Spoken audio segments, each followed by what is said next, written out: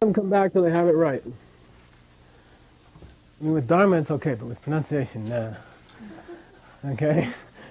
It just messes them up. If they don't know it perfectly, don't let them go on to the next one. Test them. Okay?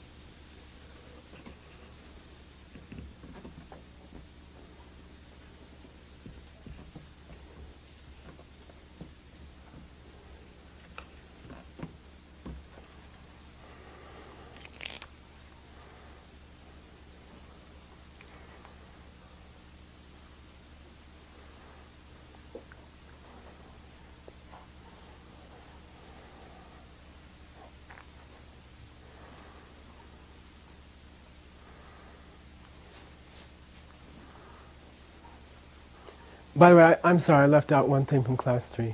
I didn't teach you how to joy locate. Okay, I didn't teach you how to CAT cat it. Okay? So pretend I'm still in class 3. Alright?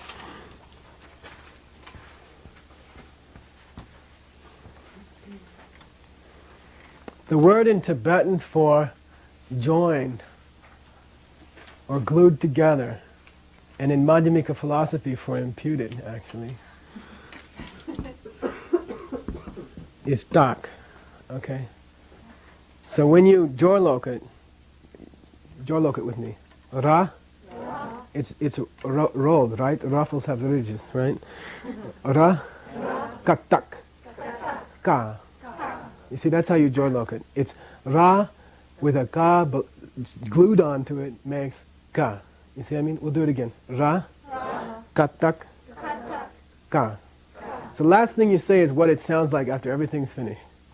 Ra, ka, tak, ka.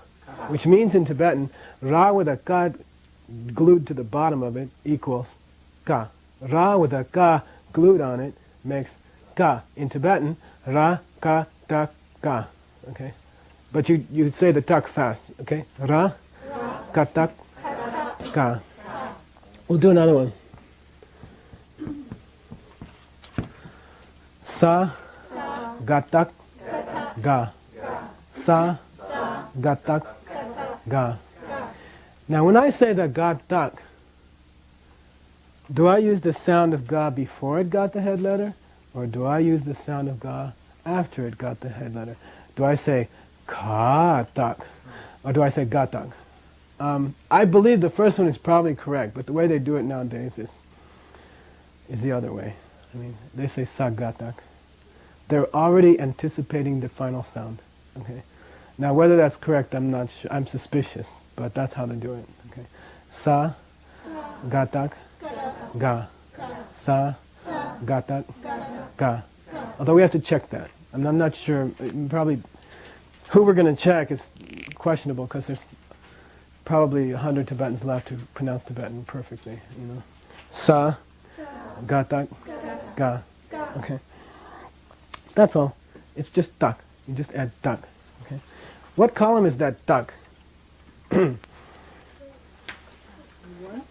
I say tak or tak or dak or tak? It's not tak. First, okay. All right. It should have been. The response should have been faster. Okay. More coffee. Less cookies.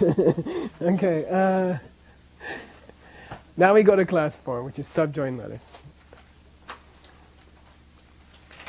Remember that I drew the ya in Sanskrit for you? You see? So when you add a ya now below a letter, you see what I mean? You go like this. This is a normal ka. And this is a ka with a subjoined letter. You see where it came from? If you don't know Sanskrit, you might not appreciate where it came from. Okay. What is the Sanskrit sound for that thing? Ya. Ya? And this is ya in Tibetan. You see what I mean? This came from here. Sanskrit letters came from Devanagari.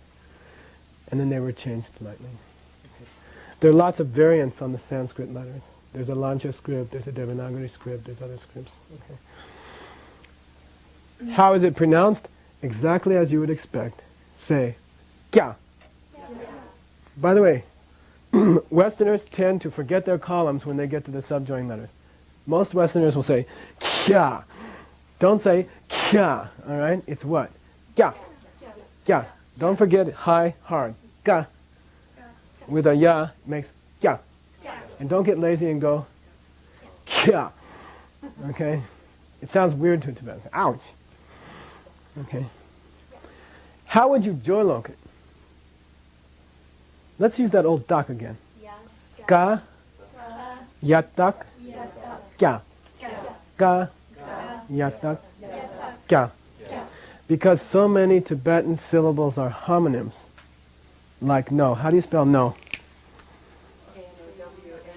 Yeah. How do you spell, how do you spell two? T-O. Oh, no, it's that. No, it's that. No, it's that. Okay? This is a bigger problem in Tibetan. So Jorlok is more important. You will often hear people in debate ground, Jorlok that. What are you talking about? You know, Tokpa, ratatatano toga, Tokpa, means to have a wrong idea. Ratatatano toga sat Tokpa means to realize the truth. Which one are you talking about? You said Jorlok it. You know what I mean? So you have to know Jorlok. It's much more important in Tibetan than in English. I heard the problem is so bad in Japanese that when you're talking to somebody, you might often be drawing the character for them. You see what I mean? Because there's so many homonyms. These all sound the same. They all have different meanings, right? Sakayata kya. You have to know how to jorlok is what I'm saying.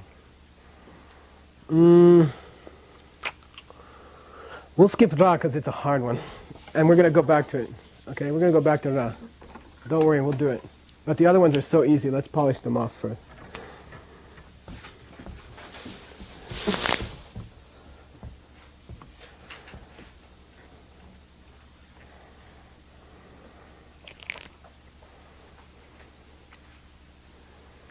So the ya sound is predictable, okay?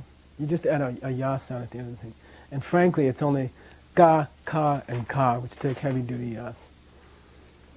It's only ka yata kya, ka yata kya, ka yata kya, and almost no other letter gets a yatak, which is convenient, okay? In Sanskrit, you'll have sa taking a ya, sya, and you'll have ra taking a ya, like arya, okay? But those are very unusual, okay? La, subjoined to any letter, makes a high tone la, okay? What was the normal tone of la? What row was it in? It was in row number 6. What was the rule for row number 6? Medium. I'm sorry. Yeah, 5 was, sorry.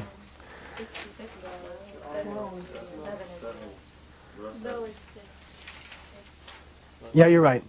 I'm sorry. Yeah, la is in row 7 and it's mid-tone. But when it gets subjoined to another letter, the whole thing becomes a high tone la. Okay?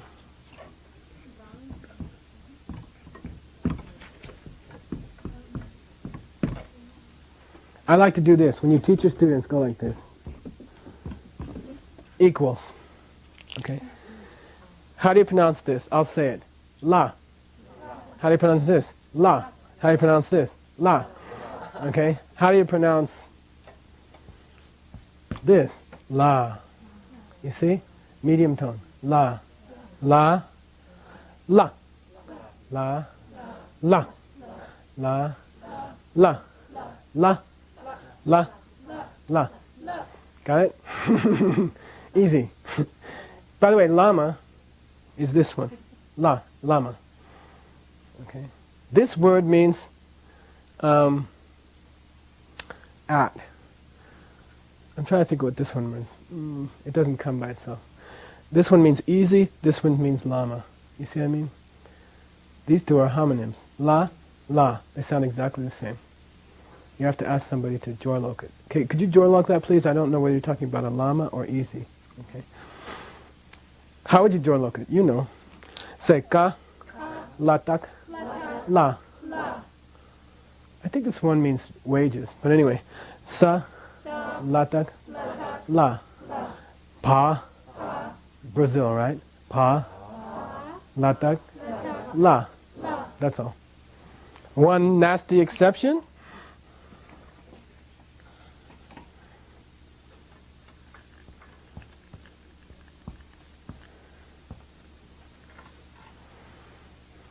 Here's a normal one, by the way.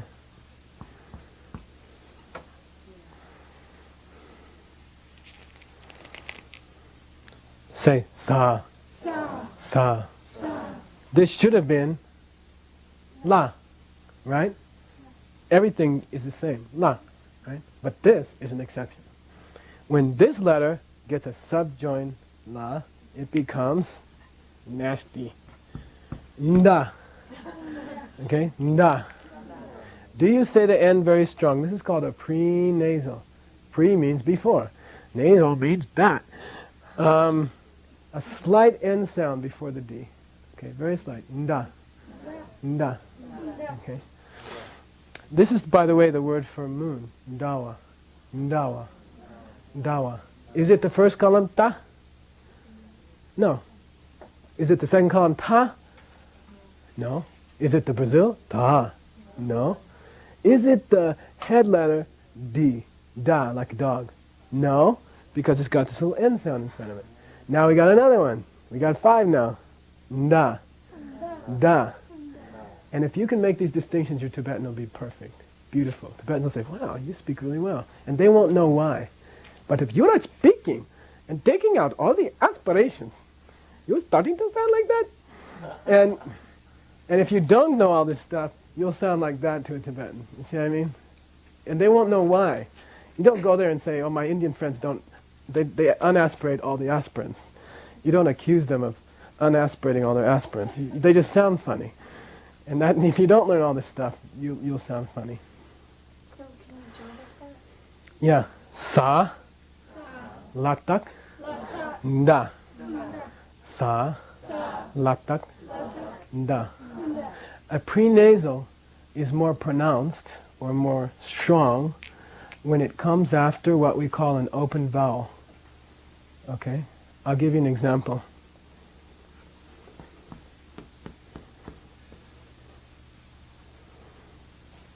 Jorloke this for me. Sa. Sa. Katak. Ka. Shapkyu. Ku.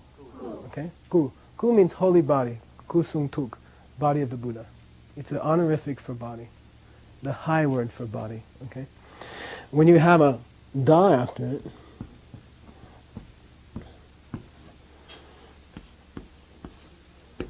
what's da? Nda, right? If you say it fast, what does it sound like? Kunda. Kunda. Okay, why? Because it has an open vowel sound. It has a big fat oo in front of it. And then the N has room to move. You see what I mean? Kunda. So then the N gets really strong. Kunda. And all Tibetans who don't spell right will actually spell this word wrong and put a na on it.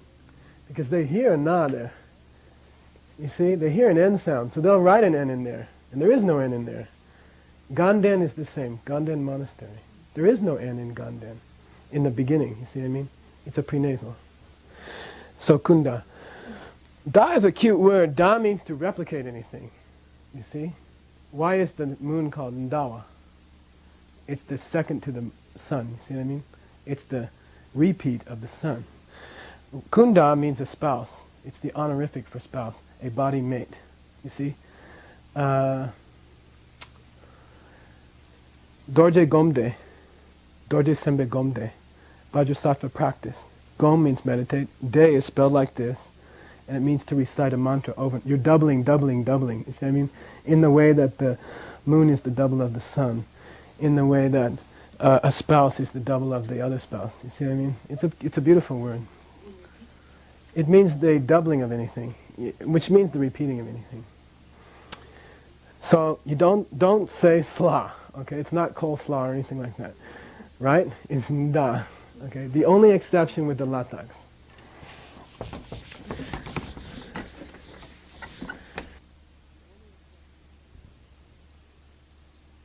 Was it the corner off of here? In which case it's asur, and I forget which one they decided. Okay, I don't remember. Okay,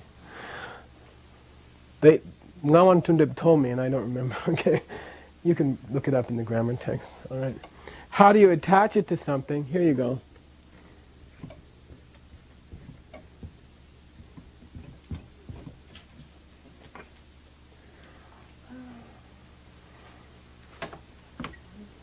Another example would be this.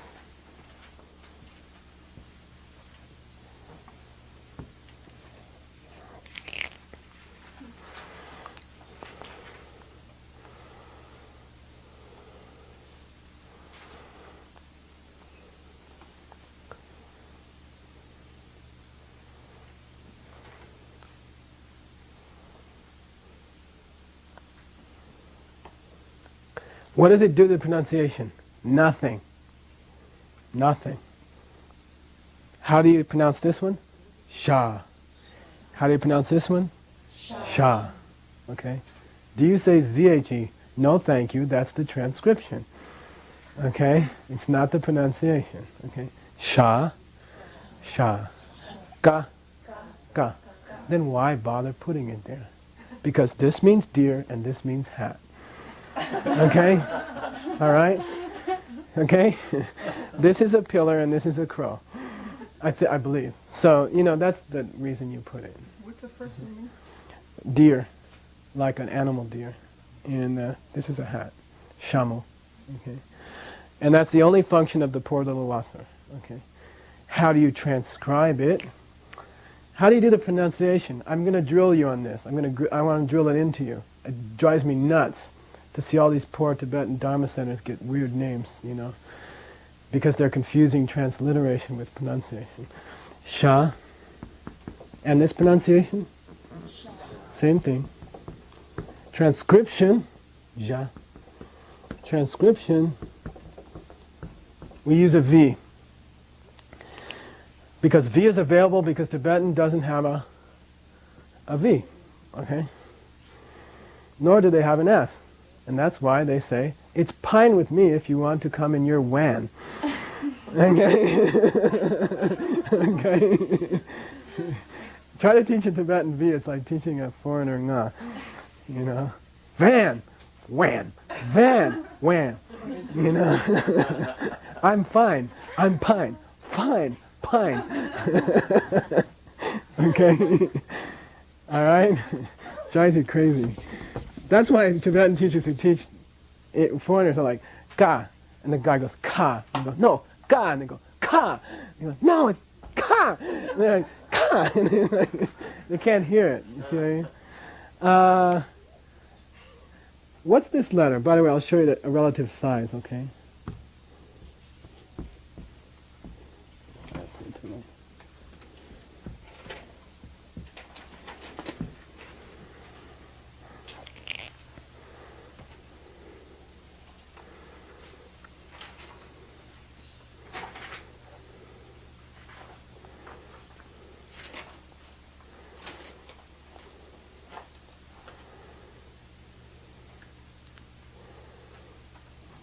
Pronounce. It's not ha, because that was the next to last letter of the alphabet.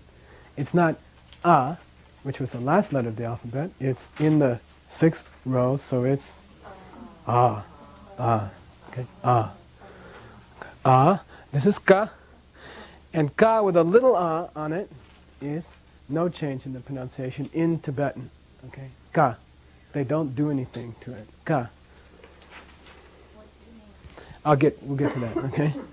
This is a full-sized ah, so we call it ah. This is a little incy wincy ah, so we call it ah chung. Chung means small in Tibetan, okay? So when you jorlok it, what do? Ga, achung, ga. No change in the pronunciation. Ga, achung, ga. So why do they put it? This is not for orthographic purposes per se. This is not to separate deer from hat or something like that. This is to indicate the long vowel in Sanskrit. It only is used in Sanskrit. Okay? It's to distinguish the long vowel. What do I mean? Shastra in Sanskrit has one meaning. Shastra has a different meaning. If I got it straight, and I don't claim I have it straight, I think I forgot. I believe Shastra is a sword, and Shastra is a commentary. You see what I mean? So this is just for indicating the long A in Sanskrit. How do we do that? In Western scholarship, it's with a macron. Okay? This is how they distinguish a short A from a long A in Sanskrit. Okay? What's the sound difference? This is a, and this is a. You see what I mean? Shastra, Shastra, Shastra, Shastra. Okay. That's all the subjoined letters except for Ra, which is a nasty one. But let's do that, and then we'll take a larger break. Okay.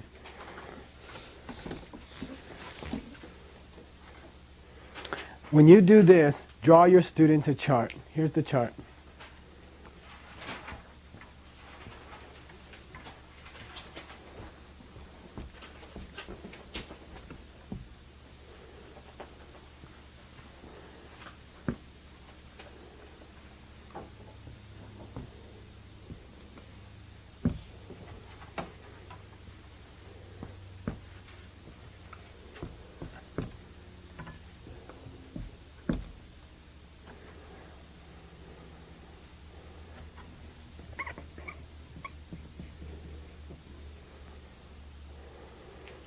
And do it a grid like that. It has to look like that or they won't get it right. Okay.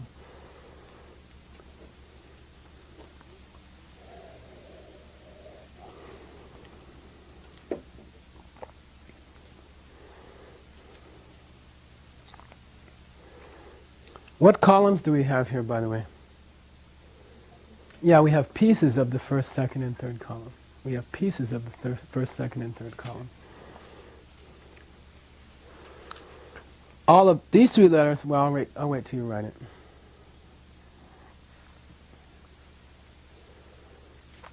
These all share the same sound, right? Kachatabetsa, ka, seka, ta, pa, ka, ta, pa. All similar, right? Now aspirate them. Ka, ta, pa. Like you're tired. I call it the tired column, you know. Ka, ta, pa. Okay, now we get to Brazil. Ka, ta, pa. Remember your columns. Set them up like that. Set them up, your students up like that. Now we add the rataks. Now we subjoin the ra. Okay. What part of the ra do you subjoin? Chop it off. Here. Geek, geek, geek, geek, geek, geek, geek. Okay. This gets like that. This gets like that. If it doesn't have some place to stick it on conveniently, draw a descender. We call it a descender. Add a line. And then give it. See what I mean? Does ka have a nice corner in the bottom right hand side to glue something onto? No. So you add a descender. Here there is a nice corner, so let's just stick it there. Here there's a nice corner. This one is nowhere to go, so let's add something. Same here. Same here. And we just subjoined all those ras. How would you jorlock it? Oh, we got to learn how to say it first. Let's start with this row. Start them with this second row that's here. It's not the real second row, right? We left out all the cha row. Okay. Let's start with this row here. There's a very cool way to teach this easily, and they'll do it perfect. And then there's a cruddy way to teach it, and they'll always pronounce it wrong. Okay? You're going to do it the right way. Say it as it is. Ta, ta, ta, ta, ta, ta. Now I'll ask you to say ta a couple times again. Ta, ta, ta, ta. Is it a labial or a dental or a guttural or a palatal? It's a dental. Why? Does it touch your dentals? No, it's right behind your front teeth. Check it out. Da. Close your eyes. Da. Da. Da. Da. Touch the part of your mouth at the top of your mouth where the tongue is hitting against, right? Da. Da. It's right behind your teeth. It's that little ridge right behind your teeth. Okay? Da. Da. Da. Mark that spot with an X, okay? You need that spot, okay? Do it again. Da.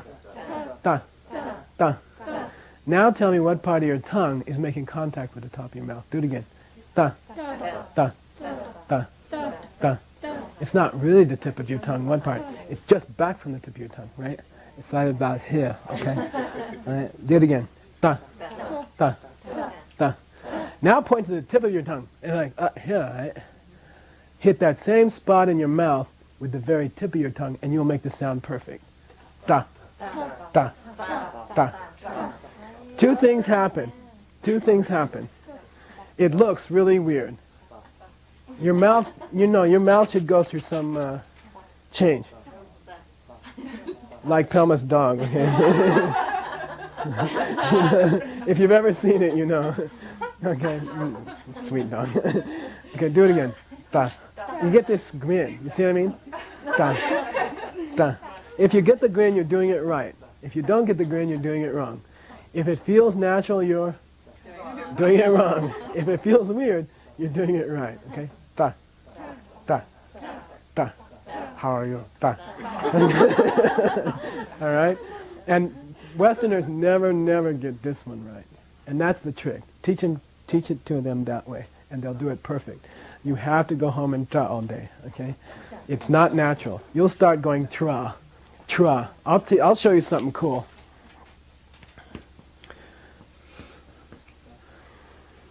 What Tibetan letter is that?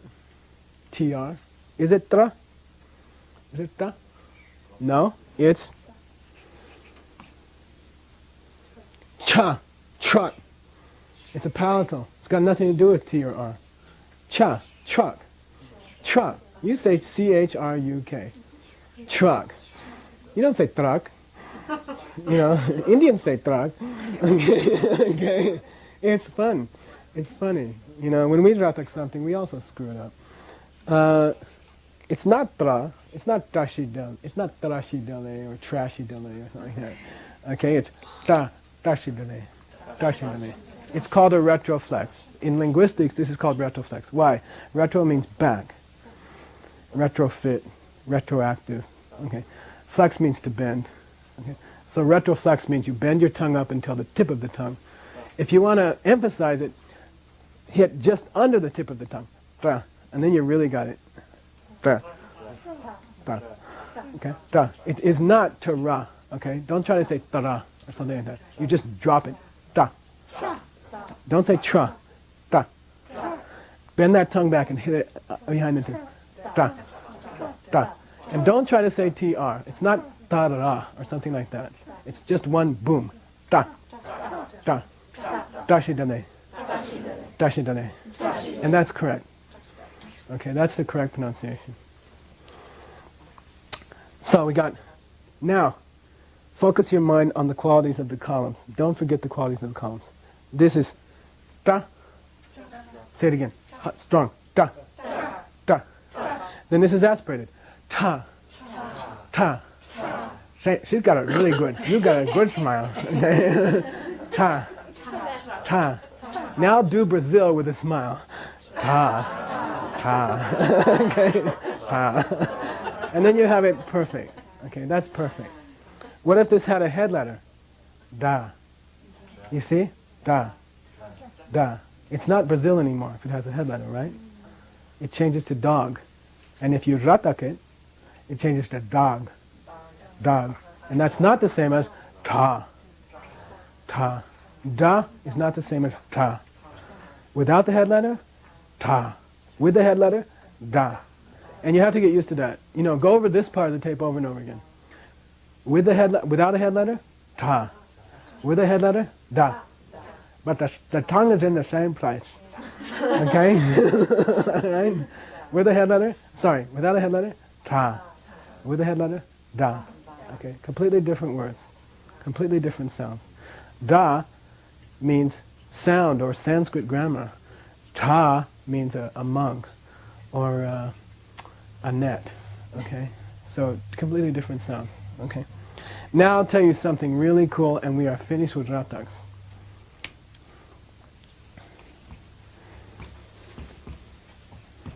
And teach it this way. This is an equal sign. You gotta just bend your head, okay?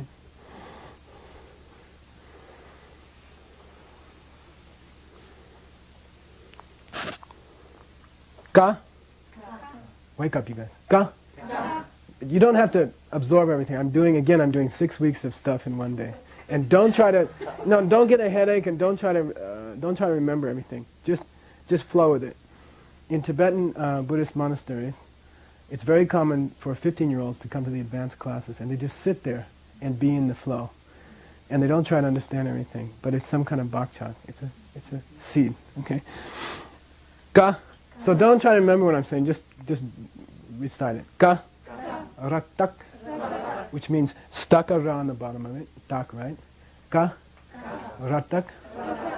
Ta. Ka. I'm sorry. Ta. Ratak. Ta. Pa. Ratak. Ta. They're all the same. Ta ta ta. Cool. Easy. It should have been kara. It's not. It should have been para. It's not. Okay, if you want to get your teacher mad, go paratak pra, and then go boom. Okay? It's all ta. Okay? Karatata. Taratata. Paratata. Karatata. Taratata. You're tired, right? Paratata. Karatata. Taratata. Paratata. That's all. They're all the same. Okay? They're all the same. It's easy. Okay? It's easy. You have to do the eyebrows.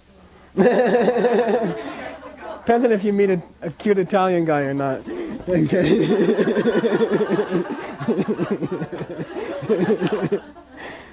All right. 2 exceptions, unfortunately.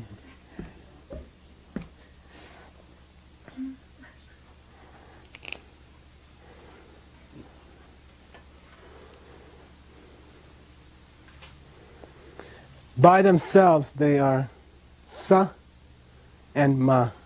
Right? Low tone here. Sa, ma. When you add a ratak, nothing changes. Okay? We'll jorlok it. Ready? Sa, ratak, what? No change. Okay? Sa, ratak, sa.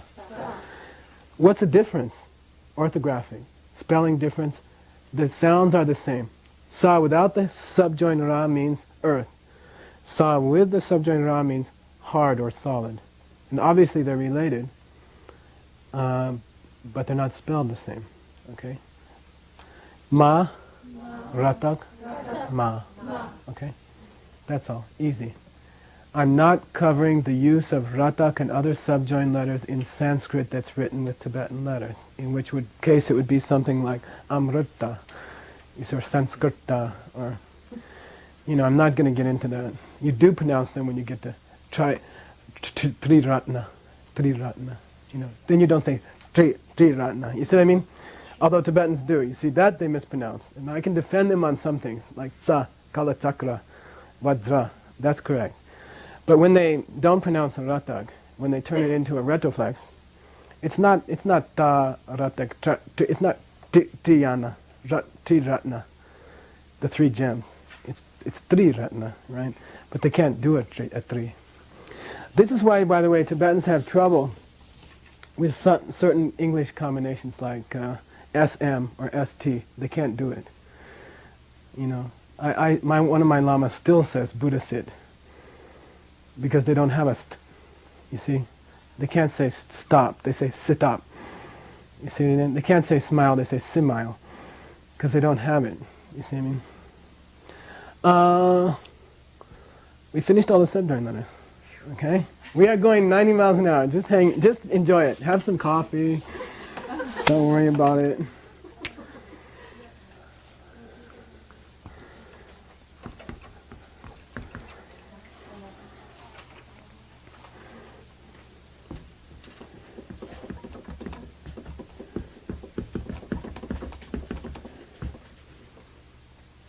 Is this sound all right? Does it bother you?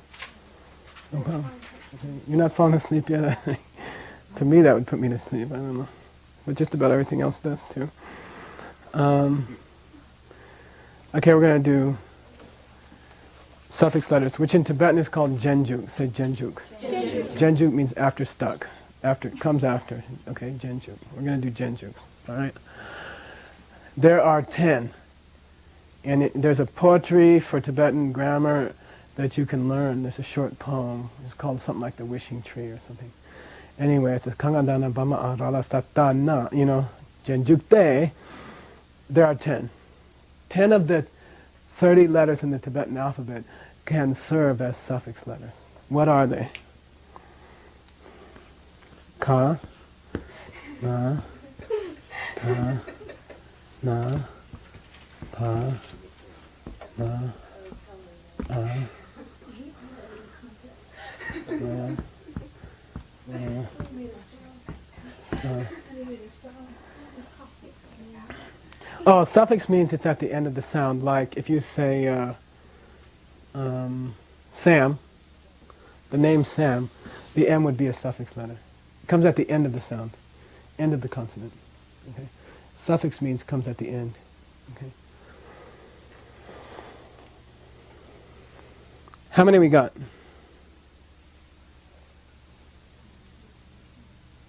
I hope it's 10. Okay, 10 suffix letters.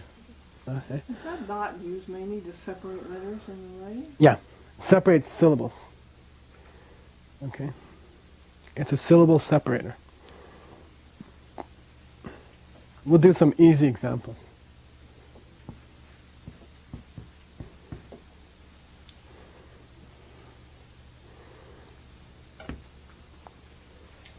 Say lock. Lock. So ka is easy. It just turns to k at the end, right? Lock. Like lakpa means hand. Okay. Lakna dorje means pani. Okay. Lagna dorje. He who holds the diamond in his hand. Okay. Lagna dorje. Lak. Okay.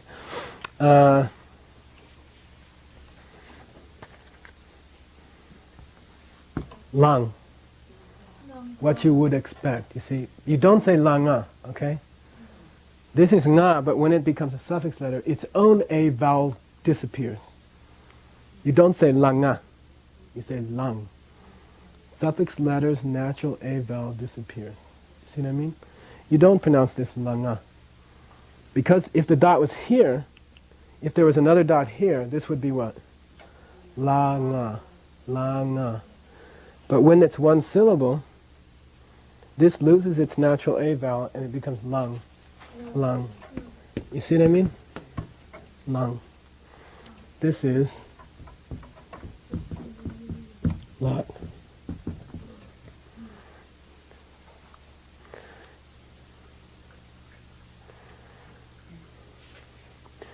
I'm going to mark all the normal ones. How do you want to put a mark on the normal ones? Let's put it like a, these are normals, okay? We skip these two because they're abnormal. Okay. Let's go to lup.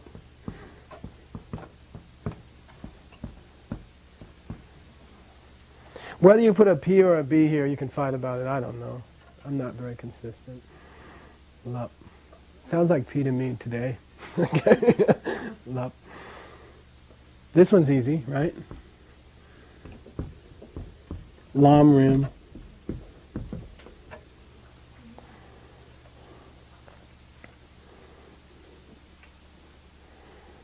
This one's easy. Lar. So you got to make yourself a note on your notes that this equals normal. Predictable.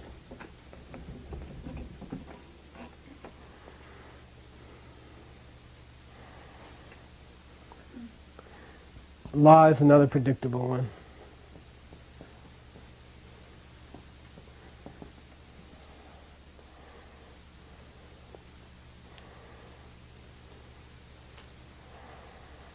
That's all the normal ones, okay?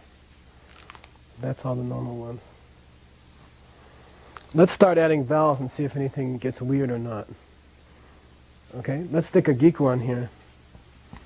it changes to ling. No problem. Ling. Predictable. Ling. Let's stick a shapkyu over here.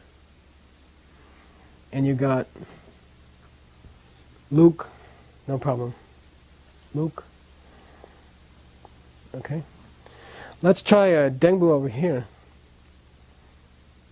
Lip.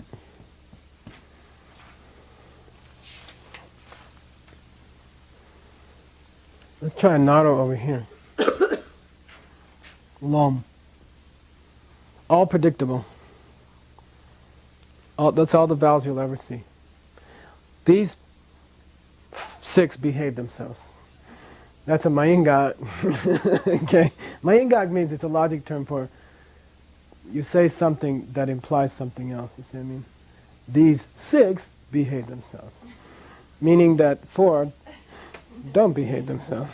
Okay? Well, what happens with those 4?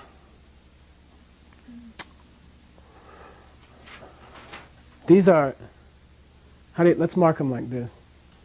This is very Tibetan. These 2 act sort of similar. I'll give you an example.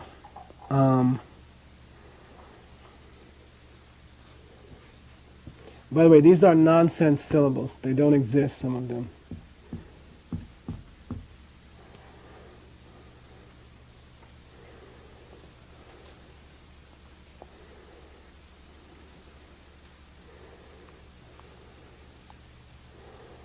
This should have been what? Lad. Lad. And in Ladakh it still is. Okay? This should have been las. Okay?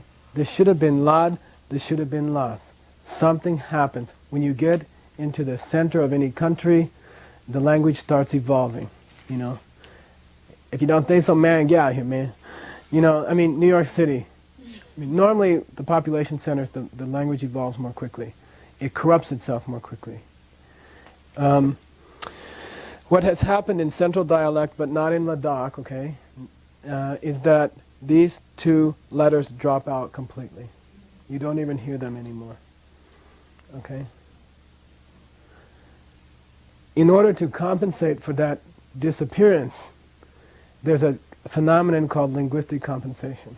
Okay? It means there has to be some other change that indicates to the listener there used to be a da here, there used to be a sa here. Okay? 2 things happened. Okay? 2 things happen. The vowel changes to an umlauted version. Okay, those of you who know German, umlaut. What does an umlaut mean? A without the umlaut is a. A with an umlaut is sort of an eh sound. Okay? Eh.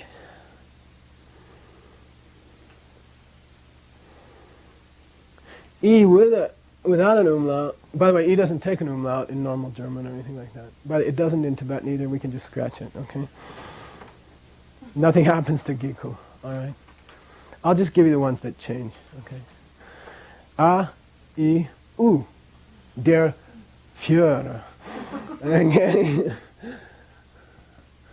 This is U, right? And this is I, like ew. Okay, okay. There is no, I don't know how to write it. There is no English word like that. I mean, I don't like the name Führer, but that's what it is, okay. The other one is O.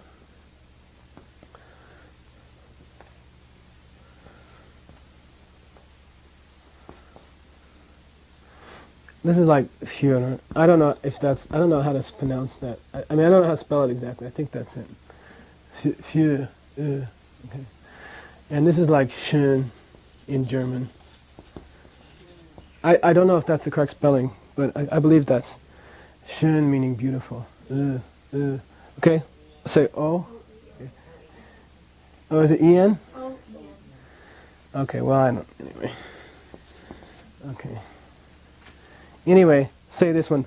U, U, U, U. O, O, okay? What's the closest English sound to each of those? Because please use that for pronunciation. 249 million Americans don't know what an umlaut is. Don't torment them in your Dharma books, okay? All right? The principle of pronunciation, the reason to put pronunciation is to, as closely as possible, to approximate your native sound without using special symbols. If you want to use some special symbols, you know, you could come out with, you know, that's a linguistic, that's the way to do that in linguistics. Don't torment your readers. They will dump your book. They'll skip, mentally they'll skip your diacritics. Or they'll drop them. And a poor country like Ceylon will end up as Sri Lanka, when it was a Shri. The whole country got misspelled because some guy dropped the diacritic, got lazy and dropped. Poor old Bodhicitta. You see what I mean? Poor old Sunyata. You see what I mean? People don't pronounce them, they skip them, and later people wipe them out, and poor thing, a country got misspelled. Okay? Kind of sad. Okay. It's not pronounced that way. No, it is, yeah, but it's spelled wrong. You cannot tell from the spelling that it's pronounced that way. Which reminds me, I forgot a subjoined letter. We'll come back to it. No, I didn't. Yeah, I did. Okay, anyway. Okay, so what happens? The da drops out, and I promised you 2 linguistic compensations. Okay, one is the umlauting. The other is, this one gets shorter, and this one gets longer.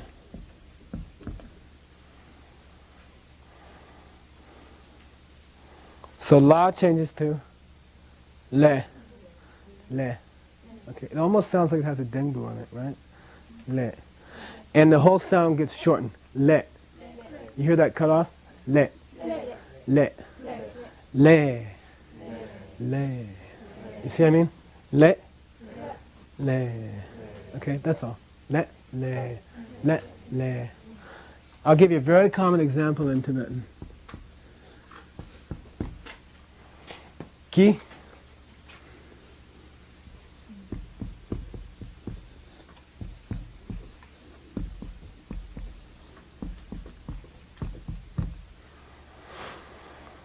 Ki.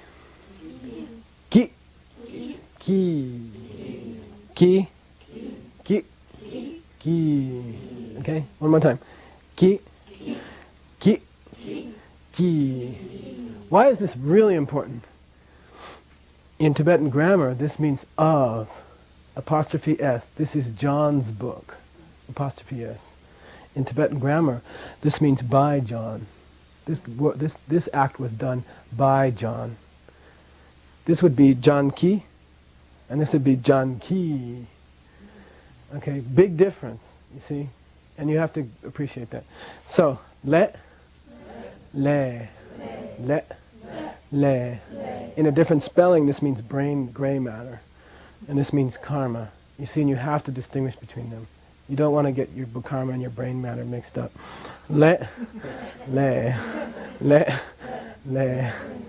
With a, sorry? The difference between the Brazilian and the long lengthening here, sound-wise? This just totally drops out. No, but the long version, the extending of the vowels on Oh, it's not that dip like that, no. It's just slightly extenuated. And attenuated, anyway. And if you hear a Tibetan say it, it'll be the difference between ki and ki. I mean, it'd be very subtle. You know. Except when they're teaching scripture and they'll go, Jetsong ka bai ki, because they want the student to understand I'm saying by Jetsong Kappa and not by of Jetsong Kappa. And they'll say, get it? Ki. I even see some kambas say kis, you know, to make it clear to their students. Okay. If I put a shapkyu on it, lu, umlaut, right? Lu, lu, lu, Lu. Without that, lu. See? Lu, lu, lu, lu, lu, lu, lu, lu. Okay? Let's try it with, what's the next vowel? Dengbu? Le. Le. Le. Le. It gets a slight giku sound. I'm not going to torture you with that. So it's really le, le, like shirab. Hear that? Almost a giku, right? Shirab. That's the spelling. Dengu with a sa. Shirab. Okay, it's not quite shirab. Okay. Let's do it with a naro. By the way, you're getting tired. I'm losing you, and that's okay. You're getting 6 weeks of stuff in one day.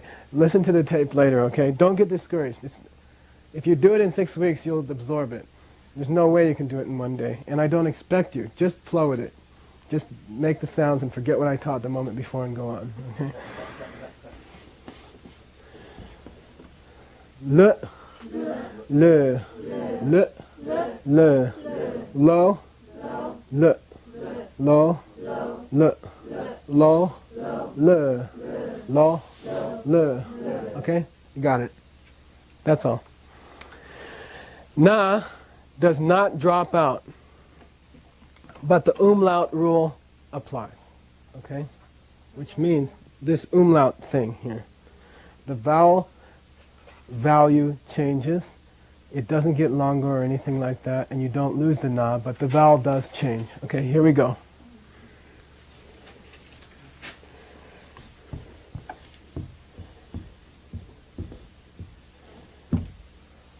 Lo, lun, lo, lun. See, the o gets umlauted, but the na does not disappear. Okay, only one of the linguistic compensations occurs. Okay, lo, lun. That's all.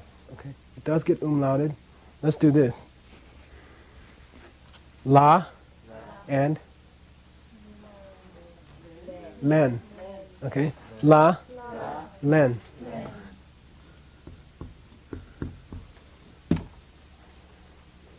Len, len, len, len. Okay? Same. La, len, len. Okay? If you, 90% of Tibetans, frankly, spell really badly. When you get a letter, you have to sit there and not look at it and sound it out. And you can pretend what they're saying. You see what I mean? Because of all this stuff. You see what I mean? In Gero College, in Serme Monastery in Tibet, out of 500 monks, 2 of them knew how to write. Okay? Properly. You know. They just weren't trained in writing. Incredible debaters. Incredible scholars. They did not, composition was not part of the course. There were many geshes who couldn't write at all. There are some senior monks in Sera who can't sign their names. Okay? And that's, it's a weakness of the course, I think, you know.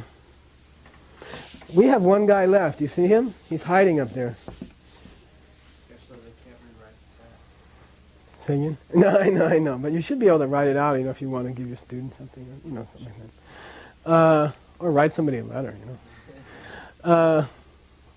But actually, letter writing was considered very distracting in the monastery. It was considered almost a weakness to be writing letters.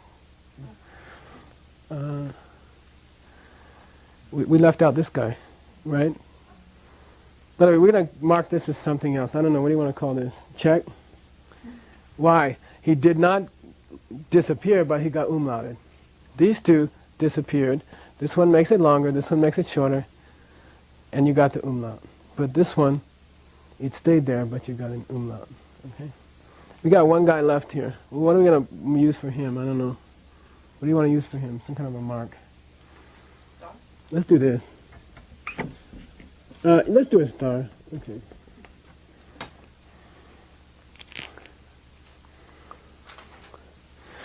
A is only used as a suffix letter in a syllable which has a prefix letter, and we didn't do prefix letters yet. Okay, what's a prefix letter? How do you spell no? In English? No, you don't. This is no. Okay. This you could call a prefix letter. All prefix letters, or 99% of prefix letters in Tibetan, are silent. You don't hear them. Okay? This used to be pronounced, by the way. K is from J. It used to be Jano, which comes from the Sanskrit znya. And in Russian it's still znya. Okay? Like wisdom, pradznya. Not prajna. Okay? Pradznya. Okay? That's why the K is there, by the way, because this is a direct cognate from Sanskrit. But anyway, what I'm trying to say is, I can't show you the use of a without using a prefix letter that you haven't met yet. But I'm going to give you a silent prefix letter. Okay, here we go.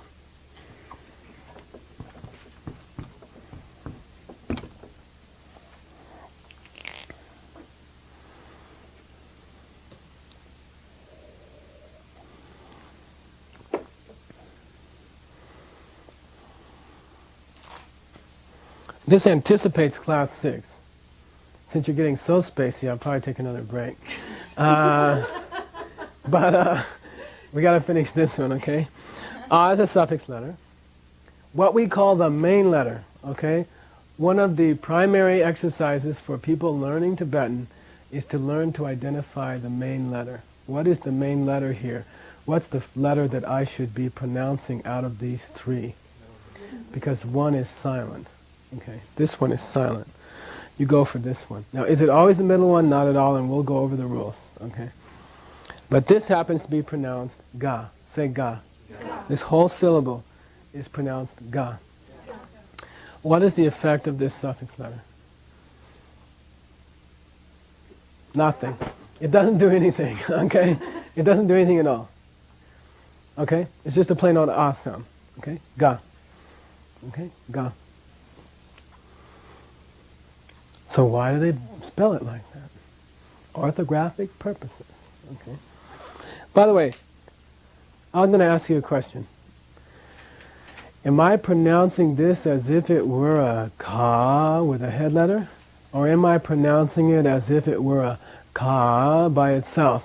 I'll say it again. Ga. Ga.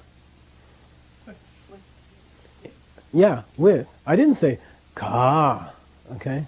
I didn't say ka. I said ga. Ga, as in God. Okay? Meaning, if you put a prefix letter on it, or if you put a head letter on it, same pronunciation.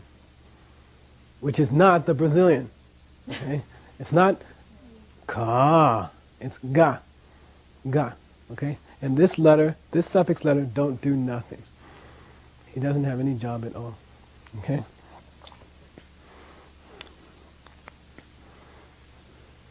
How do you jorlok a prefix letter? And then we're done with the prefix letter and I'll give you a break. Okay? How do you jorlok a prefix letter? I'm sorry. Suffix letter.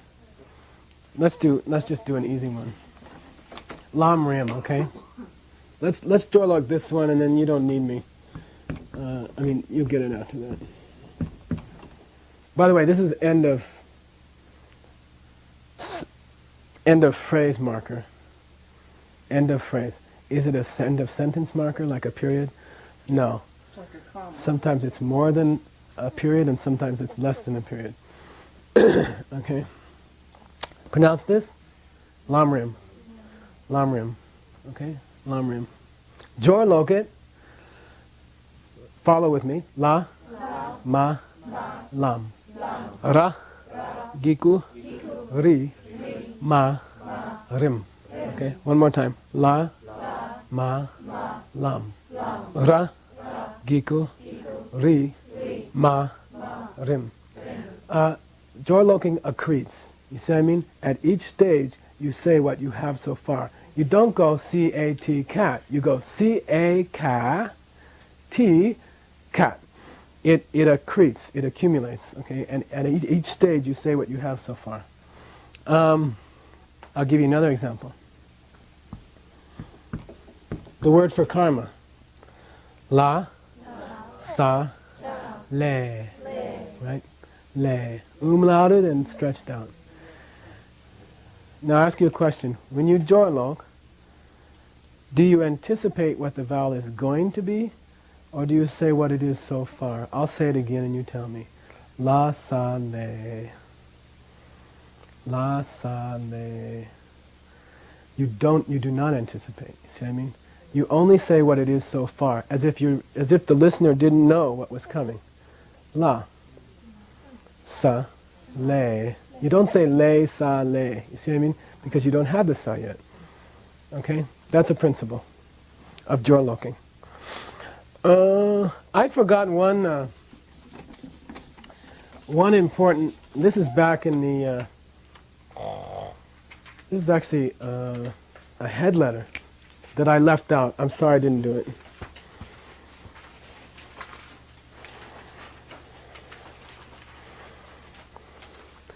These are two exceptions to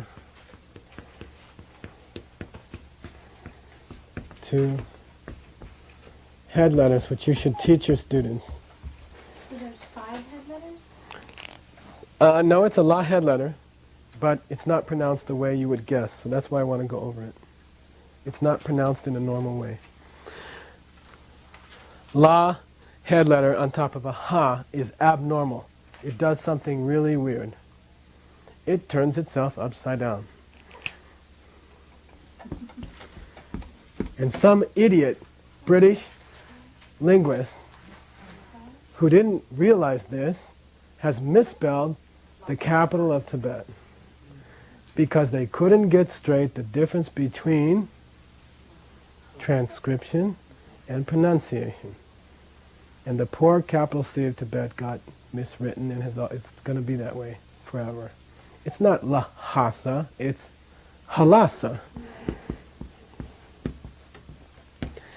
But if you were going to transcribe it, it would be Lhasa. This for purposes of spelling, this for purposes of saying. Okay? And they didn't get it right. And the poor thing got misspelled. And it's stuck that way. Okay? And people still don't get it straight. Okay? It's not a la harampa geshe, it's a halarampa geshe. Okay? Right? But they keep spelling it LHA. All those poor halarampas who work so hard are laharampas. Okay? Alright? That's why I didn't do a haramba. I didn't want people okay, anyway. Deity is La. Angel is La. Okay? So, in the case of La with a Ha under it, you turn it over. Okay? I have one more exception like that.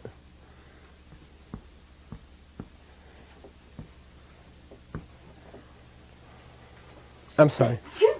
Whoa, God bless.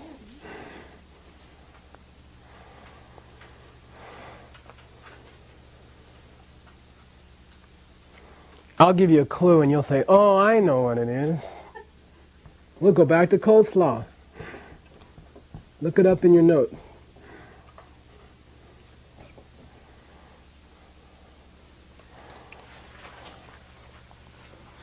It wasn't slaw, it was da. Da. Okay, same sound. La on top of a da changes. Out of the rules. Exception. It changes to da. Most famous example, the home monastery of Jetsunkaba himself. Ganden. There's no N there. It's ga that we just had, meaning bliss, and den, meaning possessing. And together it's ga-den, so people say ganden. And you get many letters from Tibetans in South India that spells it, you know, with a na, gan-den. You see what I mean? All right, those are two exceptions. Let's take a rather major break there. I'll make a few phone calls. Take like a 15, 20-minute break. Get something. Yeah? Okay, there are 5 prefix letters.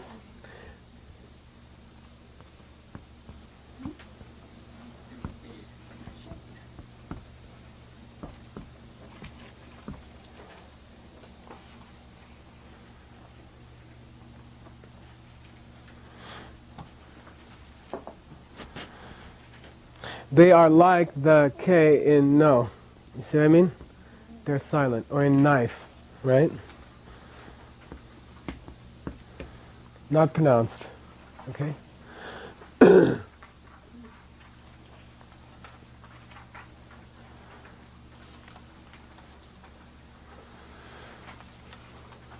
For example, if you had, that's Jorlo ka ra kar, say ka ra kar, ka ra kar. Add a prefix letter.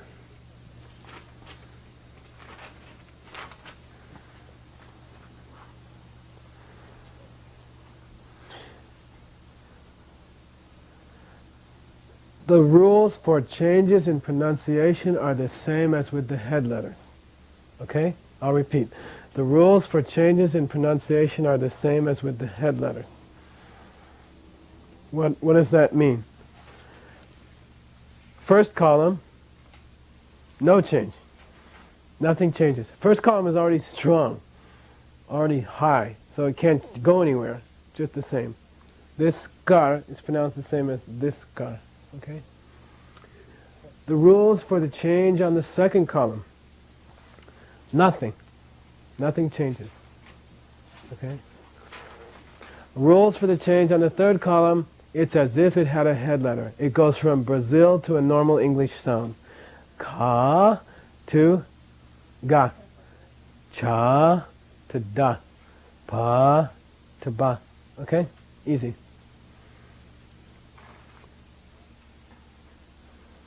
Rules for the fourth column, which column is that? Nasal. Everything gets high, okay? And it's the same as with the head letter. Nga changes to nga. Nya changes to nya. Ma changes to ma. Na changes to na, okay? With a prefix letter. That's all. Easy. Two of them cause trouble. Extra trouble. These two. Ma and a.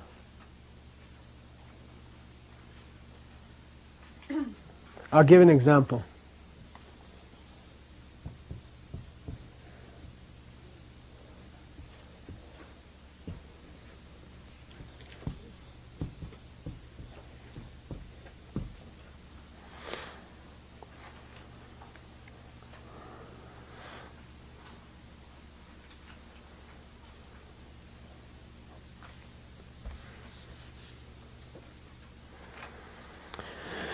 Without any prefix letter, this would have been ka, right? Brazil. Oh, you guys are sleepy. Ka, ka. With a prefix letter, ga. Okay? Without the prefix letter, ka. With the prefix letter, ga. Okay? A and ma before the third column letter change to the corresponding prenasal. Nga. Okay? Nga. Okay? So I'll give you 3 examples now.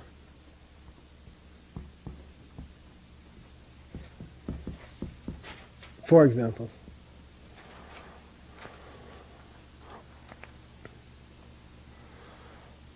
One, 2, 3, 4.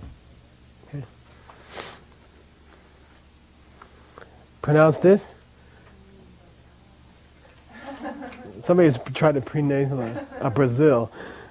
You never prenasal a Brazil. Okay? Okay? Ka. Ka. Okay? This is plain old ga. As in God. Okay? Ka. Ga. You don't say God. Okay? You just say God. Okay? Ka. Ga. 2 and 3 are exactly the same. Ga. Ga. Ga. Ga. Ga. Ka. Not the same, right? Ga. Ga. Ka. How about this one? Nga. Prenasal. Slight sound, N sound before it. Ga. Nga. Nga.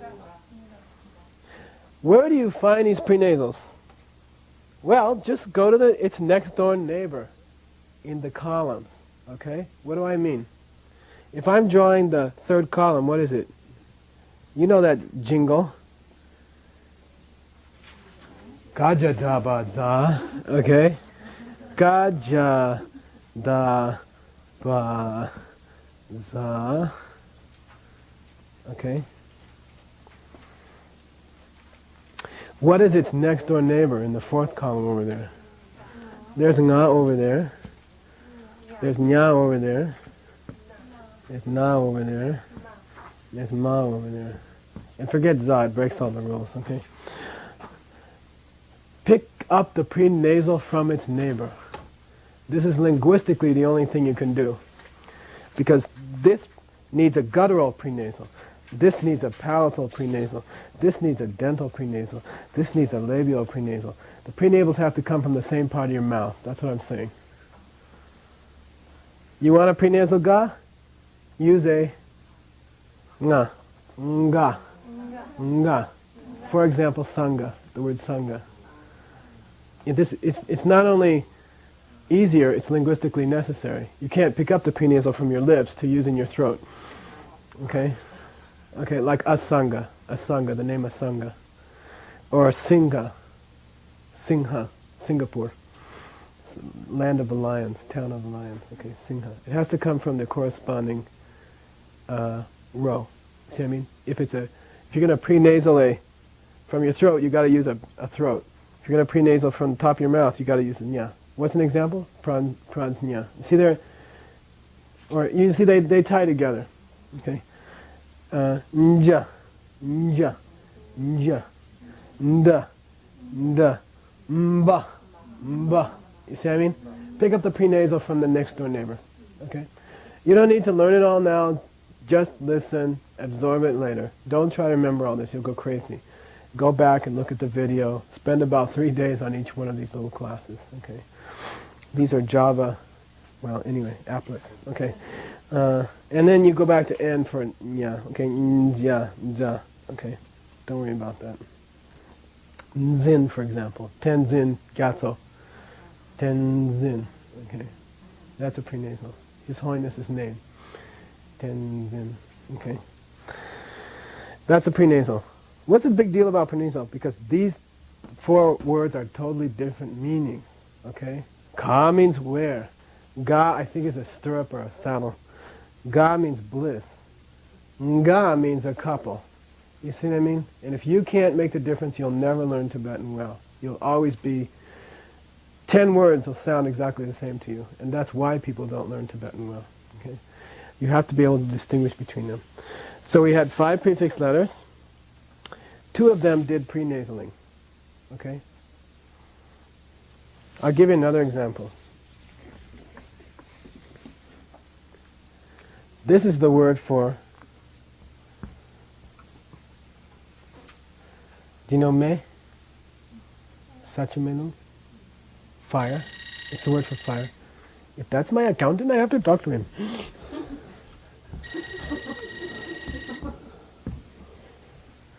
This is the word in Tibetan for arrow.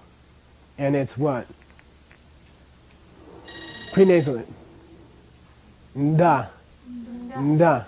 Okay? So this is an open vowel sound, big fat vowel sound before a prenasal. It's going to get very strong. How do you pronounce it?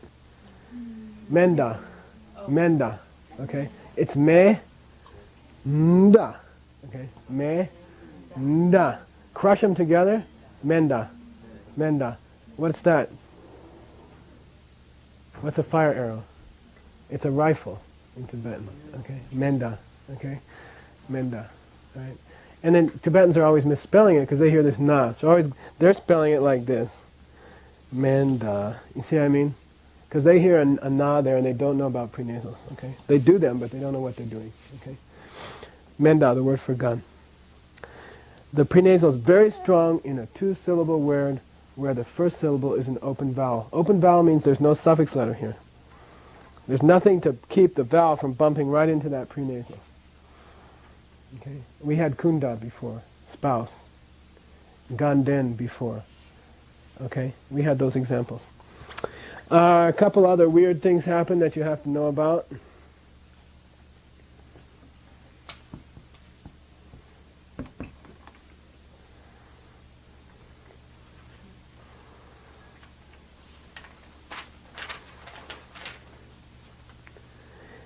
After the prefix letter ta, pa changes to wa for no reason in the world. If you don't like it, write it to me, Samboya.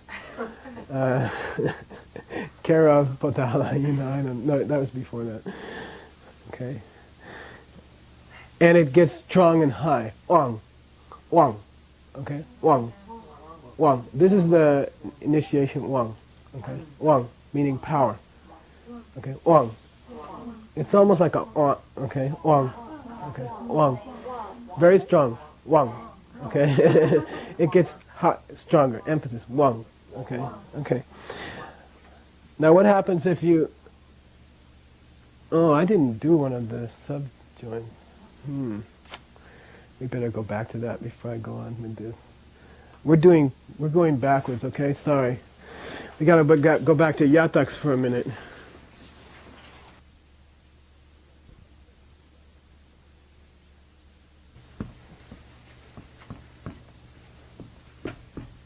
Put this in your subjoin. This class 2, was it? Class, 4. Okay, class 4. It's going to be in the yataks. It's going to be with those yatak things, okay? It's something I forgot to go over. Sorry.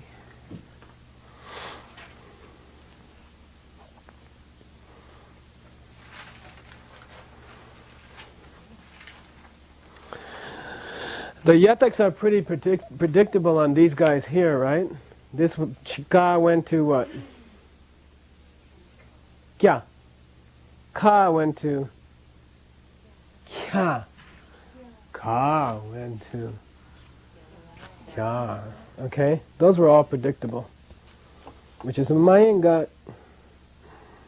Meaning the rest. There's a row that I forgot to tell you is not predictable. These guys here.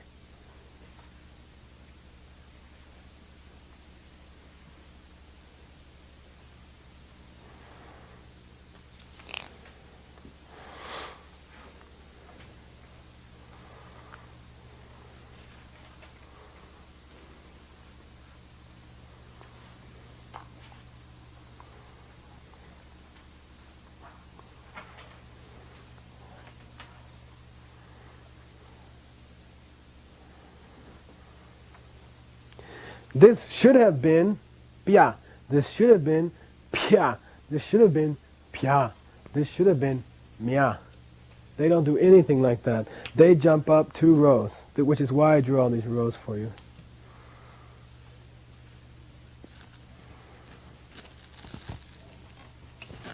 Don't ask me why. Have no idea. Okay. I mean, that's just the way it is. I always say, write it to me, somebody. Don't complain to me. Okay. So, how do you pronounce this? Say pa, yatak, cha. You see? It's not pia. Pa, tired, right? Pa, yatak, cha. Pa, yatak, cha. And ma, yatak, nya. Okay, that's all. Alright? They jump up. They jump up 2 rows. To summarize, the 4th row with a yatak jumps up 2 rows. I'm expecting a call from somebody named Lloyd, so let me know. Okay.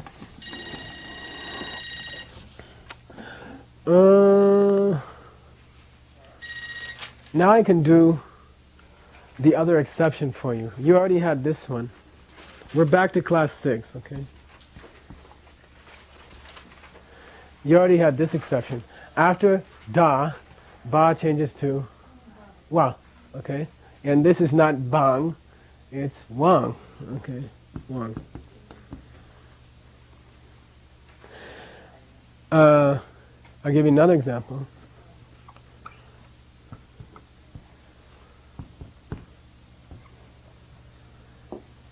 If that wa gets a yatak, it changes to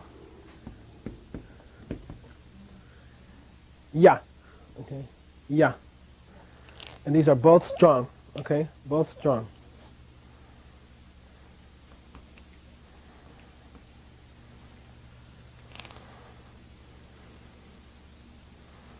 Ya. Ya. Okay?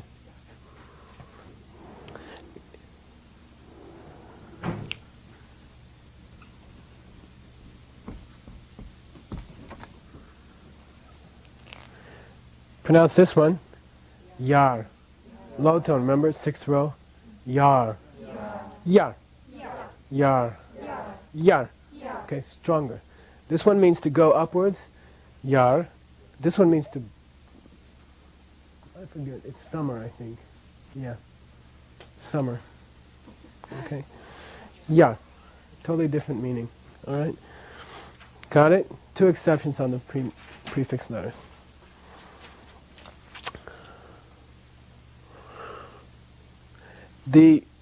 Just for your information, the change of ba to wa also occurs whenever ba comes as the second syllable of a 2-syllable word. I'll give you an example.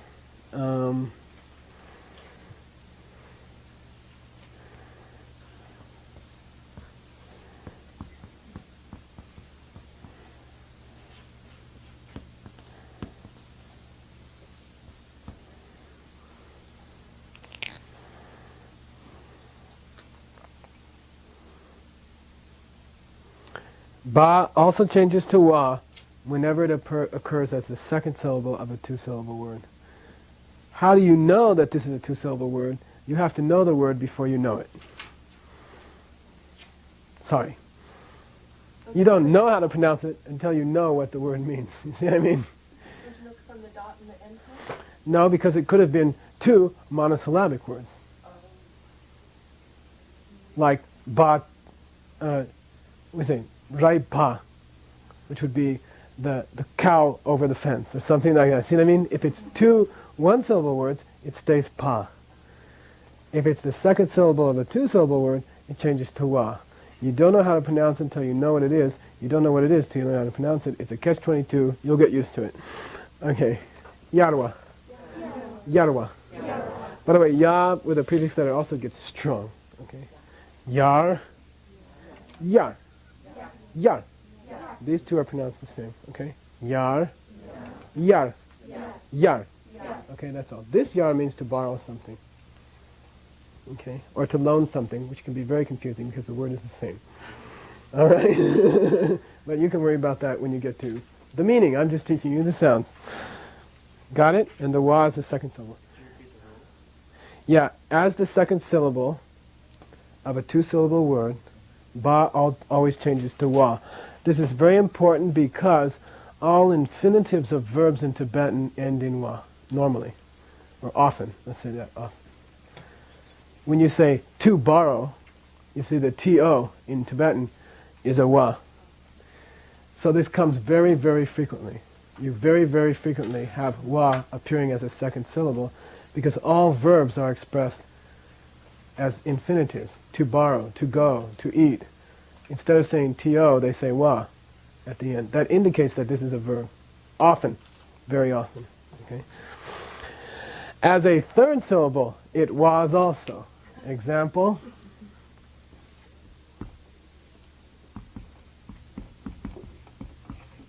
You tell me what that means.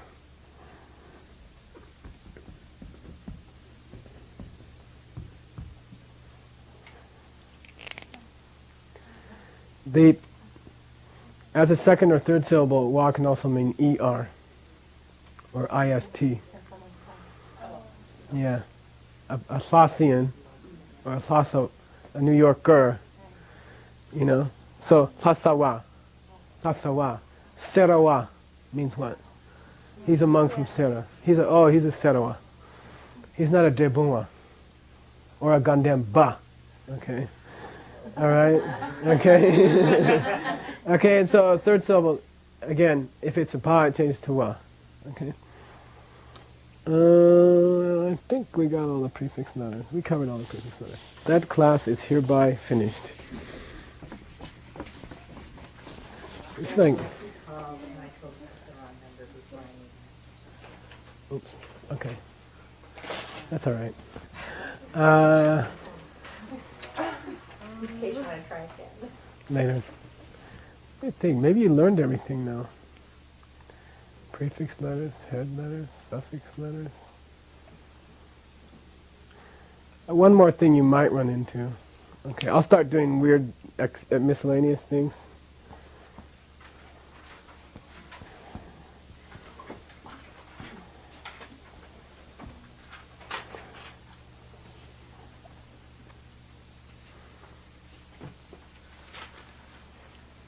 This is all miscellaneous stuff, okay? I think we covered everything. Yeah, we'll do punctuation marks. Since we have 7 minutes left. Grammar's another story, okay? By the way, Tibetan grammar is primitive, which makes trouble for translators, but it makes it easy to learn Tibetan, okay? This is the first row, remember? Okay, this is the first row across. Sanskrit has 5 letters in the first row, okay, and each of the other rows. What do they have that's extra?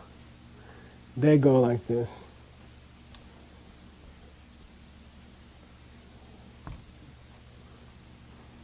This is, for example, the D in dharma. Dharma. Okay, there's a D. Okay. Say ka, ka, ka, ga, nga.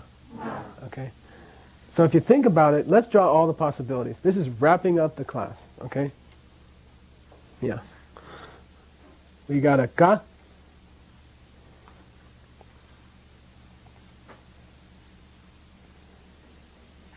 We got a ka. We got a Brazil, ka. We got a head letter, ga.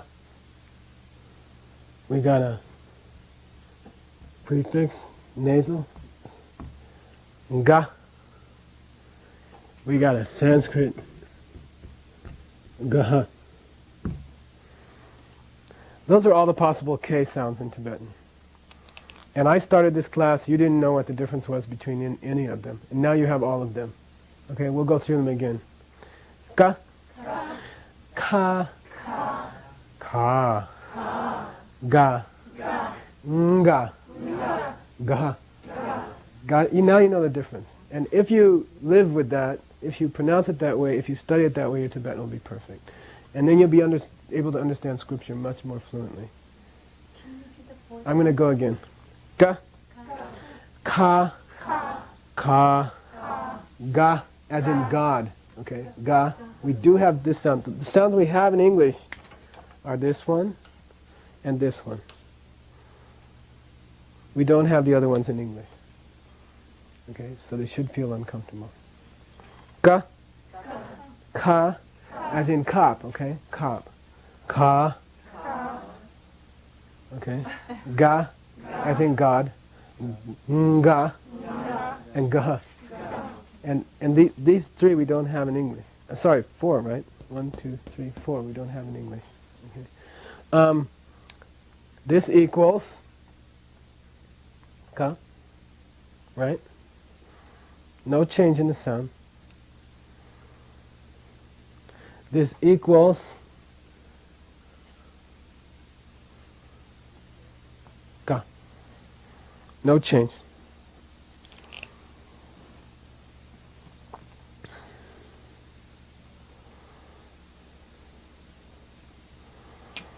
This equals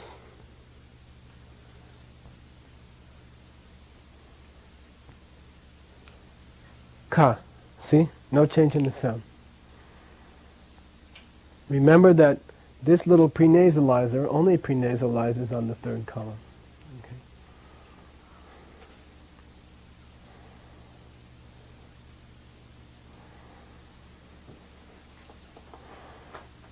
This doesn't equal anything else. Only by itself, only standing by itself can it ever be Brazil.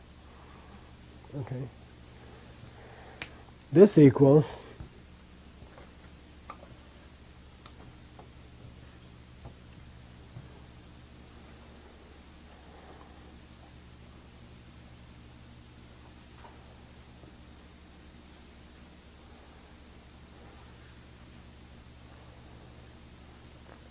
okay.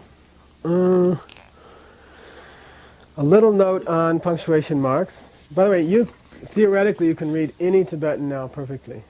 Any sound. You can make any Tibetan sound perfectly. Okay. Oh, I forgot one more. There's very, very rare. Remember after da, the change to wa? With a yatak it changes to ya. With a ratak it goes rel, rel, rel. Very rare, extremely rare. Don't worry about it. Okay. What's some more miscellaneous stuff? Bye. Yeah, you're welcome. See you later. We didn't do secondary suffix letters. Okay. There's not much to say about them. For example,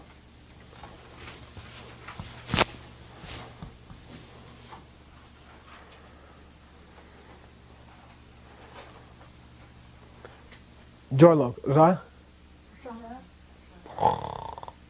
ra, giku, ri, ka, rik. Okay. Now, secondary suffix letter.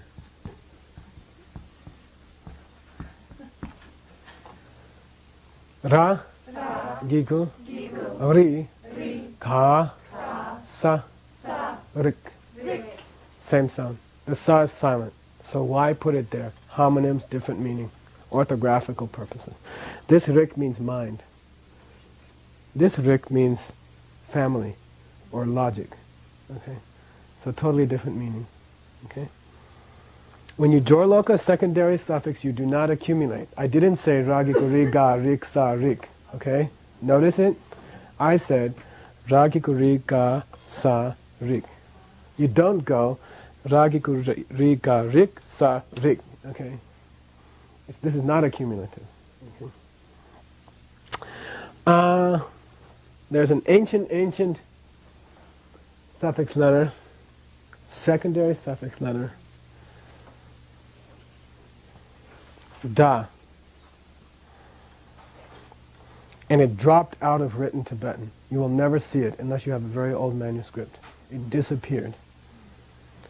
You know it's there because of certain grammatical things that happen.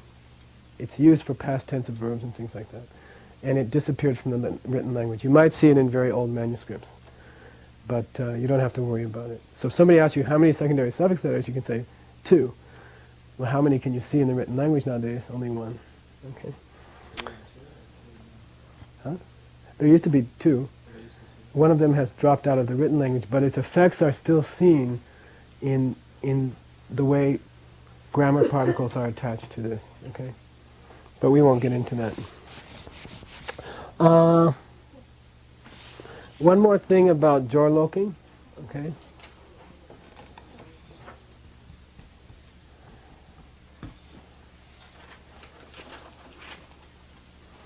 When you have a prefix letter and you want to indicate to your listener that there's a prefix letter, you say the letter and then you say O, okay?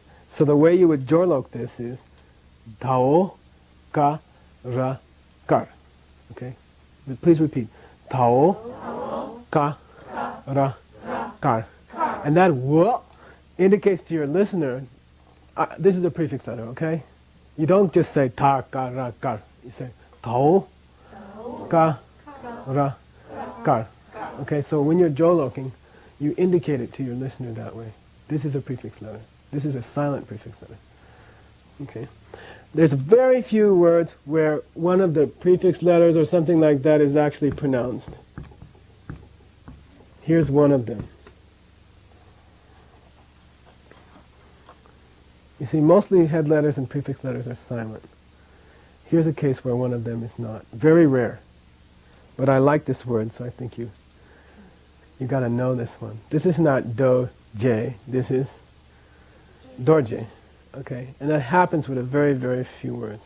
Okay, the head letter is actually pronounced. Very rare. Okay. Few things on punctuation.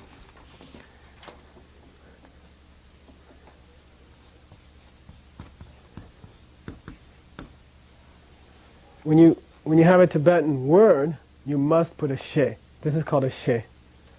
Okay.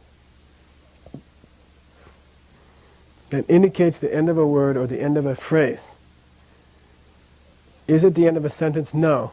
It could be more than a sentence, it could be less than a sentence. Shes are used for commas, shes are used for colons, shes are used for end of paragraphs, like that. Before lines of poetry, you'll put a she, you see? you'll have this and then a line of poetry and then this. Normally there's not a she in front of a line, unless this is to indicate this is poetry. This is a line of poetry. When you get to a big stop, like a very major section in a text, they'll put two shes. When you get to a really big section, they'll have four shes, grouped like this. Okay? That means like end of text or something. And there are things called gens, which are ornaments. Okay? Like, this is a pungyen.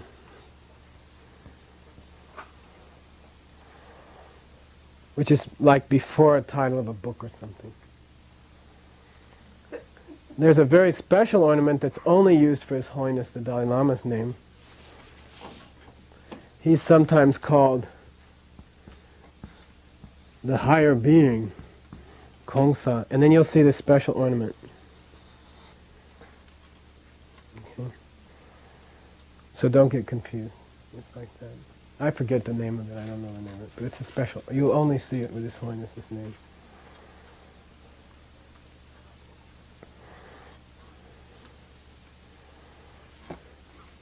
And only with this form of his name, which means the high one.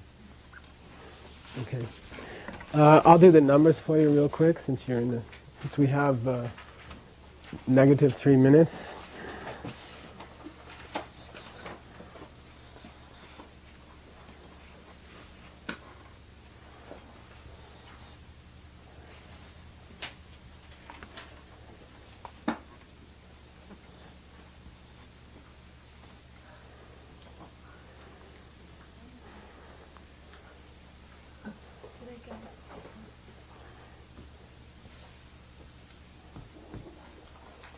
The one that'll screw you up, and I predict it, is 5, because it looks like a 4.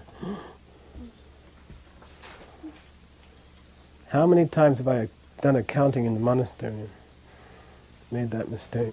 Okay.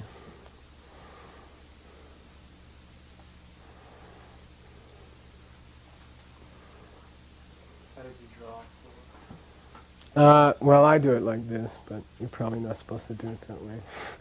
Like a U. That's a 5. I'm sorry, 4. Duh. Okay. It's .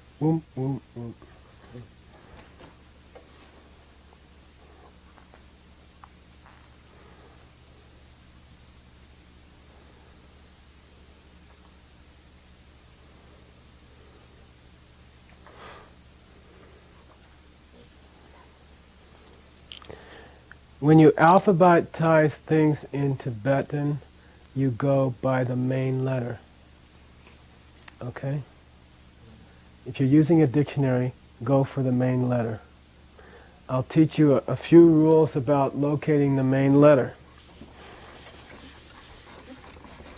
Generally speaking, Mayingak, anything that has something hanging off of it is the main letter. Okay? You know,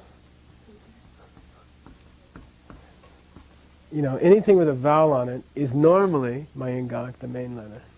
Okay. Anything with a ratak on it is the main letter.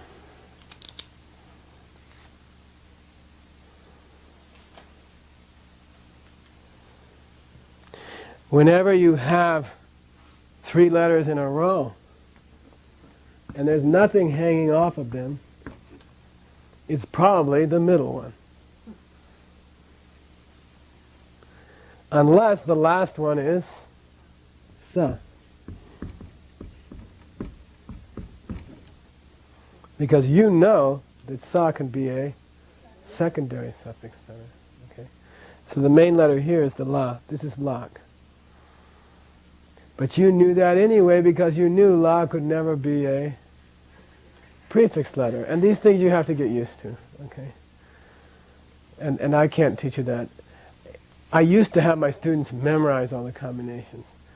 Then I realized if I just read with them for 2 hours, they would get it right. It's osmosis, But that's how you find the letter, the main letter, it's important because you pronounce off of the main letter, and it's important because alphabetizing in a dictionary is done off the main letter. Okay. The order of alphabetization is normally no attachments, and then, see if I get it right, subjoined letters, and then prefix letters, like that. Okay. If I think, I haven't used a dictionary in a long time, huh? No, it's okay. You'll figure it out. Okay. If you use it on a computer, it doesn't matter. It just goes straight to the right one. You see. One nasty exception you should know about.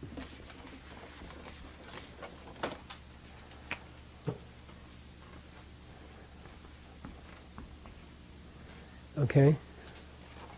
In Tibetan,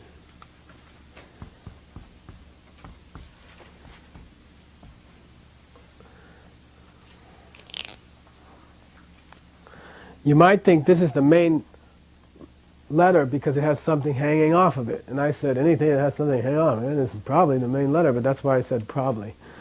Okay? This comes constantly in Tibetan. We call it agiku-i. Say giku-i. Agiku-i. If you jorlok this, you do it as follows. Tau, ka, agiku-i, kei. Okay, kei.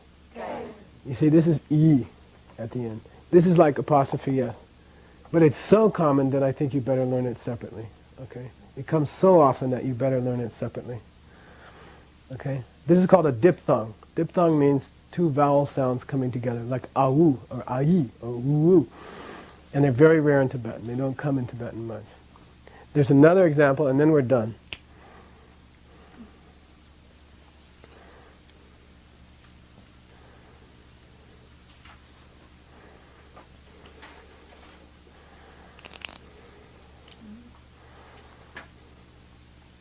I know no one's going to say biu, because everybody knows that a yatak on a fourth row jumps up to the second row and becomes chiu.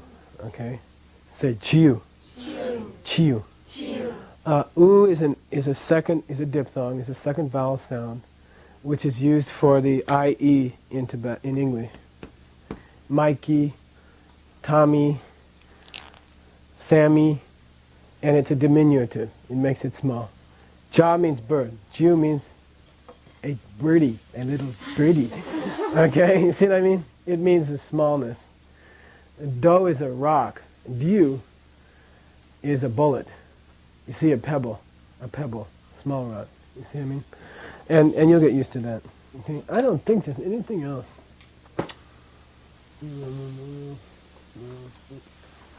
Yeah, you can now pronounce anything. Okay? You just have to absorb that. I probably forgot a few exceptions here and there, but that's the main thing. Go back and practice it. All right, like take a couple of lines of text. You can take that Donglen book and try to pronounce it. Okay, and you should sit with a Tibetan and pronounce it to them, and they'll correct you in certain things. You'll have a little trouble picking out the main letter, but you'll get used to it. You have to learn to pick out the main letter to use a dictionary. Okay. That's about it. One dictionary. Dictionary.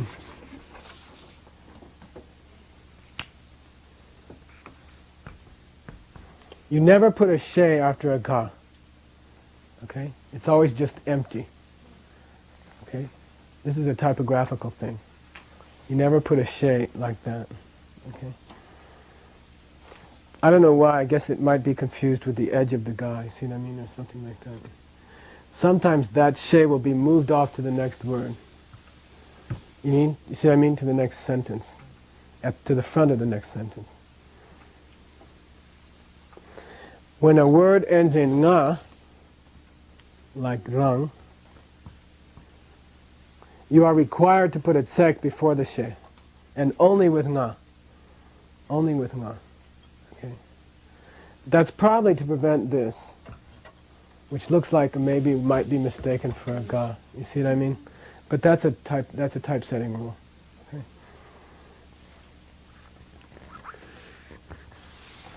When you have a single syllable beginning a line. Like it ended, you know, the last two words are going to be lam rim. And the lam is up there, and the rim is down here. There's a different kind of she. I forget what it looks like. You can check it out. We have to check her text. I haven't seen any off of a computer for a while. Anyway, it's a different kind of she. I forget, what does it look like? Oh, yeah, it looks like that, maybe. Yeah, it's like that. Okay, but if you wonder why it looks like that, it's only to alert you that this is a single syllable beginning a line. And because it's going to be hanging out there by itself. It's almost like a widow in Western type setting, or an orphan, I forget what they are. But the point is that you use one of those and to indicate that that's a single syllable starting a line. Okay. Which dictionaries are good? Sarat Chandra Das's dictionary is the only dictionary for scripture that there is right now. There's sort of a list of Dharma words put out by the library in Dharamsala, which is okay, but not great. Das is antiquated. You know, it's 100 years old. It has a lot of errors in it. He was a great scholar, then the British government got a hold of it and changed it, you know, and messed it up. Some, you know, like missionaries or something. So it's not a great dictionary, but it's all we have. There's a 3-volume dictionary that came out of Tibet called the Great Dictionary, which is extraordinary. And it's being translated now in London with one of the authors. That project got sidetracked, and it might be 4 or 5 years before you see that dictionary come out. Jeffrey Hopkins has an excellent dictionary on computer, and every once in a while he prints it out and he gives it to a local copy shop, and he says you can copy it for anybody who orders it. You see, so you can order the photocopy. You see what I mean? And it's like 3 volumes, and it has the Sanskrit also. So that's a really good one. But then you get all these Hopkinsisms, you know, like valid cognizer for normal perception, you know what I mean? So, you know, as long as you can deal with that, it's all right. Some of our people are working on a hypertext dictionary, contextual hypertext dictionary, which means it'll be only online. And you'll type in the word that you're looking for, it'll jump to the day that it was explained in a class, and the Tibetan lights up and the English lights up, and you get to see it in a sentence. So it helps you to translate it better. And you get my translation, which is always right. So self-existently, from its own side. So we're working on that. We have the Great Dictionary on disk, and you can use that, but you need to know Tibetan, because the definition is in Tibetan. It's an extraordinary dictionary. There's a colloquial dictionary by Melvin Goldstein and Laman Tundip Narkid, who taught me this system. He traded it for a green card, and so his name's not on the cover. But it's only good for colloquial. It's good for reading newspapers and stuff like that. There's some ancient dictionaries by early British diplomats in Tibet, like Charles Bell. There's one by Somos, who was a Hungarian or Transylvanian, I think, which is pretty good for its time, but it's like 100 and something years old. I would stick with Das. I would buy the small compact one in the Indian version, which is cheap. And for now, that's all you can use. The real best dictionary is to live next to a geshe. Seriously, I never used a dictionary for 20 years. I just went up and asked my Lama, what's this word mean? It's much, much better. So if you can be near a good Lama, it's much better than having a dictionary. If you have access to a Lama, don't use a dictionary, because a dictionary will screw you up. It's much better to get a native explanation of a word from a human being. And frankly, in 20 years, I've never used a dictionary. I've either asked my Lama or used the Great Dictionary. So that, that's the way I would do it, if you can. If you can, get near Geshe Wangdu, save up your questions, something like that. That's about it. I gotta go. You can pronounce anything now, all right? And go over the video and learn it and teach it to other people that way. If you never learn all these tricks, you will never learn Tibetan well.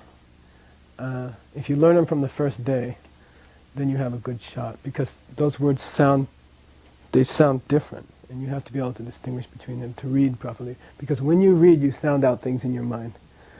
And if they all sound alike, you're in trouble. Okay. And please learn Tibetan. If you have any possibility to learn it, please learn it. There's 200,000 books to be translated, and somebody got to do it. And things are not going to get better. Don't think there's Tibetans somewhere who are learning Tibetan. There aren't. You know, the monasteries are struggling. Tibetan in Tibet is dying. Tibetan in Tibetan communities in India is pretty much dead already. They can't even understand me when I speak Tibetan to them. Much less the diaspora. You know, people in America, Tibetans in America, their children can't speak any Tibetan. And the parents can't understand much Tibetan either.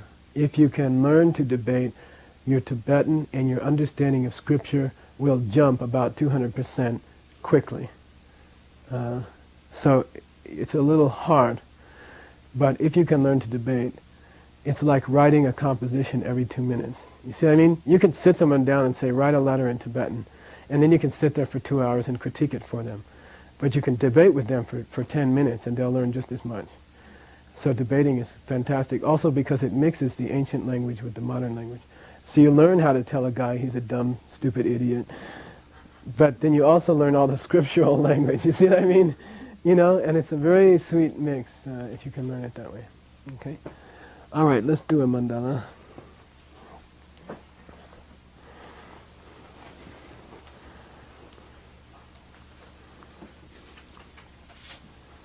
Pamela.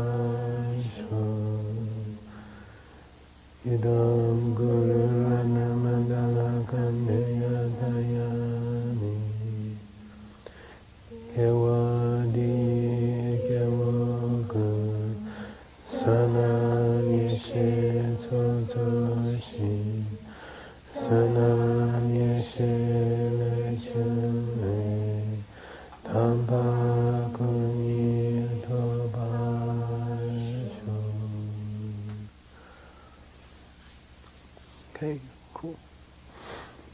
See you later. Oh, my pleasure. Teach this system to other people. It's cool, you know, and they'll pronounce everything right. Okay.